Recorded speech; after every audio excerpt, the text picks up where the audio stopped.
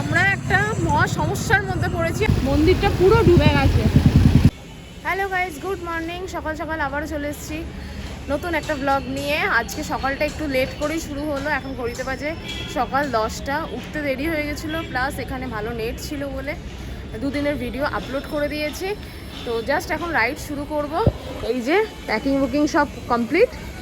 এবার just breakfast করব একটুখানি। খুব খিদে পেয়ে গেছে, চান ফান করে উঠেই খুব খিদে পেয়ে গেছে, একটুখানি ব্রেকফাস্ট করব, দেন পুরো যাব হচ্ছে শ্রীশৈলম। আজকে আমরা রাতের মধ্যে শ্রীশৈলম ঢুকবো, কালকে সকালবেলা শ্রীশৈলমে কী বলে মল্লিকার্জুন দর্শন করবো।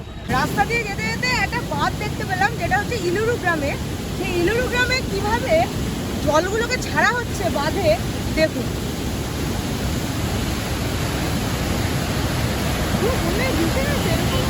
হ্যাঁ, গ্রামগুলো না বন্যায় এত বেশি ভেসে গেছে, এইভাবে জল ছাড়ছে।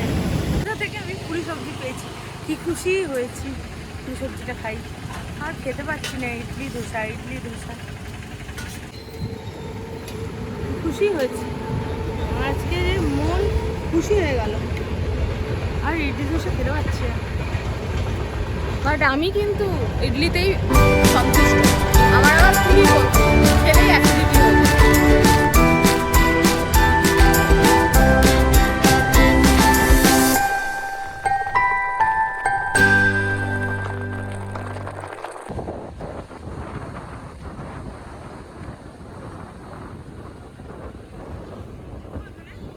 কি সাংঘাতিক ভাবে জল বেড়েছে, আর জাস্ট একটুখানি আছে, কানায় কানায় একদম জল, পুরো শহরটা ডুবে যাবে।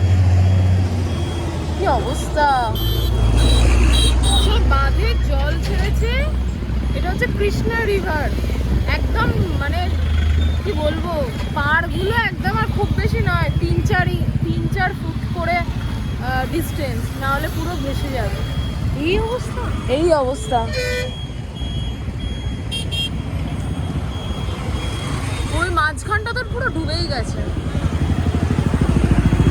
কৃষ্ণা নদীর জল যেভাবে বাড়ছে দিনে দিনে, এই বর্ষায় বিজয়বাড়া শহরটা ডুবে না যায়।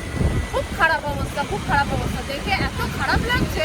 আমি জানি না ওই দিকের শহরটা এই মুহূর্তে কি নাম, আমাকে গুগল করতে হবে। বাট এই পিছন থেকে আমরা যে শহরটা ফিরে আসলাম, এটা হচ্ছে বিজয়বাড়া। মন্দিরের চূড়াটা শুধু দেখা যাচ্ছে, পুরো মন্দিরটা ডুবে গেছে। মানে এই পারে শহরটা, তার মানে এদিকটা পুরোই ডুবে গেছে। হ্যাঁ, মানে অনেকটা শহর ডুবে গেছে।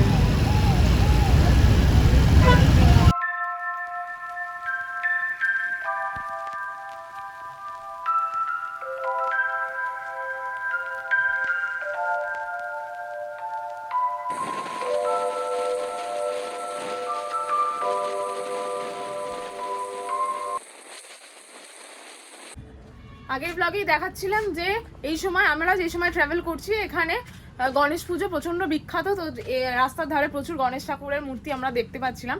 তো এখন আমি যে জায়গাটায় এসেছি, পাশেই আমাদের খাবারের জায়গা ছিল। ওখান থেকে এসে জাস্ট এই রাস্তার উপর দিয়ে যাচ্ছিলাম, দেখছি একটা কুমোরটুলি, আর আমার পিছনে দেখতে পাচ্ছ তোমরা সবাই গণেশ ঠাকুরের মূর্তি। মানে আমার দেখে তো সুন্দর লাগছে, এত বড় বড় মূর্তি পুরো এই কুমোরটুলিতে। মানে মোটামুটি 100 তো হবে, 100-র উপরে। 100 এত বড় বড়, মোটামুটি 8-9 ফুট করে গণেশ ঠাকুরগুলো। অসাধারণ দেখতে লাগছে, অসাধারণ। ও দেখছে আর স্তম্ভিত হয়ে গেছে। কি হলো? আমি কোনটা ছেড়ে কোনটা দেখবো, এত সুন্দর। এর আগে একবার দেখেছিলাম মহারাষ্ট্রতে, বাট সাউথেও যে এইভাবে এত সুন্দর সুন্দর ঠাকুর বানানো, মানে এত ঠাকুর বানানো হচ্ছে রাস্তার দুধারে, এত এত কুমোরটুলিতে এত বড় বড় ঠাকুর হচ্ছে। মানে এখানেও ওই রোডটাতে আরেকটু বড় রয়েছে। হ্যাঁ, আর ওই রোডটাতে আরো বড় রয়েছে। ও বাবা, সত্যি এক একটা ঠাকুর। এই গণেশ ঠাকুরটার কালারটা দেখ, নরমালি এরকম গণেশ ঠাকুর দেখা যায় না, সত্যিই তাই। ওই দিকটাতে দেখাচ্ছে আর একটু আরো বড় বড় সাইজের গণেশ আছে।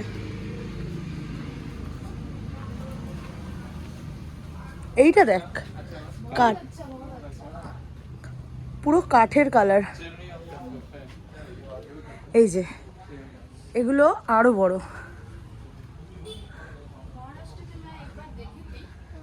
এক একটা এক এক রকমের কালার।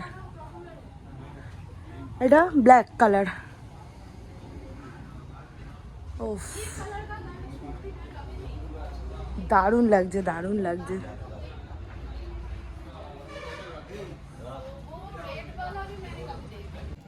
গণেশ ঠাকুর অনেক ধরনের আমি কালার এর আগেও দেখেছি, বাট এই যে এই কালারের যে ব্ল্যাক নয়, এটা সিমেন্ট সিমেন্ট, হ্যাঁ ash colour, ash colour type, deep ash colour. এই ধরনের আমি কালার আমি আজ পর্যন্ত কোথাও দেখিনি এই কালারের গণেশ ঠাকুর। আর একটা ওই দিকে আছে রেড কালারের, ওটাও আমি দেখাচ্ছি। বিভিন্ন কালারের কিন্তু সব এক একটা এক এক রকমের, অসাধারণ কোনটা লাগছে ছেড়ে কোনটা দেখবো, সত্যি তাই। 12-13 ফিট। এখান দিয়ে গেলে তো লালটা পাবো মনে হয়। এটা দিয়ে গিয়ে বাঁদিকে সোজা আছে, বাদিকে সোজা। ওই যে ও, এই রেড কালারের গণেশ ঠাকুর আজ পর্যন্ত আমি কোথাও দেখিনি। দারুণ লাগছে না? দারুণ লাগছে। এই এই বাকি যে কালারগুলো আছে এই কালারগুলো দেখা গেছে অনেক জায়গায়। এই রেড এই কালার, গণেশ ঠাকুরটা হ্যাঁ অসাধারণ লাগছে। সত্যিই তাই, দারুণ লাগছে। এরপর আমরা আবার যাত্রা শুরু করলাম, কিন্তু মাঝপথে গিয়ে জানতে পারলাম আজ আমাদের যাওয়া হচ্ছে না। আমরা একটা মহা সমস্যার মধ্যে পড়েছি। আমরা ভেবেছিলাম আজকে শ্রীশৈলম পৌঁছে যাব, ওখানে রাস্তা আর কি খারাপ, খারাপ এত বৃষ্টি হয়েছে নাকি এদিকে, তাই জন্য রাস্তা ভেঙে গেছে, তো আমরা যেতেই পারছি না।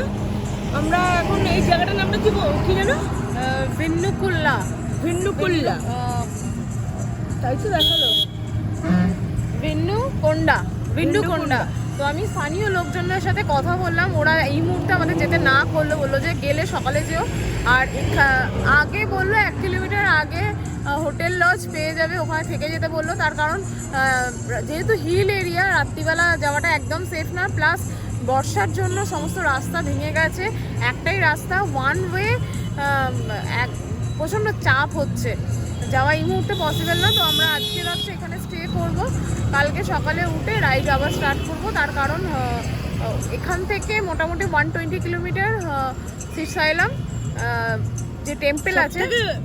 মেন ব্যাপার হচ্ছে শ্রীশৈলমে পুরোটাই হিল, হ্যাঁ, হিলে ওঠা এই মুহূর্তে যাবে না, কারণ রাস্তা প্রচন্ড নাকি খারাপ। রাত হয়ে গেছে, এত রাত্রিবেলা ট্রাভেল করতে না করছে। বললো আর্লি মর্নিং বেরিয়ে যাও, 3-3.5 ঘন্টা টাইম লাগবে। খুব চাপেই পড়ে গেছিলাম, এত প্রচন্ড রাস্তা শুনছেন, রাস্তা একটা হোটেল পাচ্ছি না। আর এই জাস্ট লাস্ট লোকালিটি, এর আগে কোনো লোকালিটি নেই, পুরো গ্রিন আর গ্রিন, তাছাড়া আর কোনো অপশন নেই। যাই গিয়ে দেখি 1 কিলোমিটার আগে পুরো গ্রিন, পুরো গ্রিন, পুরো জঙ্গল, তার মাঝখান দিয়ে আর একটা আলো নেই, প্রচণ্ড ভয় লাগছে। কোনো রিস্ক নেব না, আমরা এখানেই থেকে যাব আজকে, কালকে সকালে উঠে দেখা যাবে। অনেক খোঁজাখুঁজি করার পর ফাইনালি আমরা একটা লজ পেয়েছি। তো খুবই নর্মাল, একদম মিনিমাম রেটের মধ্যে পড়েছে। তো ঠিক আছে, আমরা লাগেজগুলো রেখে আমরা খাবার আনতে গেছিলাম, খাবার খেয়ে জাস্ট আমরা লজে ফিরলাম। আজকে আমরা ঠিক করেছিলাম প্রায় 350 কিলোমিটার ট্রাভেল করব, কিন্তু অতটা ট্রাভেল করা আমাদের পক্ষে পসিবল হয়নি। এই মুহূর্তে আমরা যে জায়গাটায় আছি এটা হচ্ছে প্রায় 330 কিলোমিটার দূরে শ্রীশৈলম থেকে। তো এর আগে এক তো রাত হয়ে গেছে, দ্বিতীয়ত রোড ভেঙে গেছে বলে এর আগে আমরা ট্রাভেল করতে পারলাম না। আজকে রাত এখানেই থাকবো, কালকে এখান থেকে আবার ট্রাভেল শুরু করবো, আর কালকে পুরো পাহাড়ে ট্রাভেল করতে হবে। তো আজকে তাড়াতাড়ি শুয়ে পড়াটা খুব ইম্পর্টেন্ট, শরীরও আর দিচ্ছে না, প্রচণ্ড কাহিল হয়ে গেছি দুজনেই। তো আজকের ভিডিওটা আমরা এখানেই শেষ করলাম। আজকের ভিডিও থেকে যদি তোমাদের কিছু ভালো লেগে থাকে তাহলে লাইক, কমেন্ট এবং শেয়ার করে দেবে, আর সাবস্ক্রাইব করতেও ভুলো না। দেখা হচ্ছে আগামীকাল, টাটা।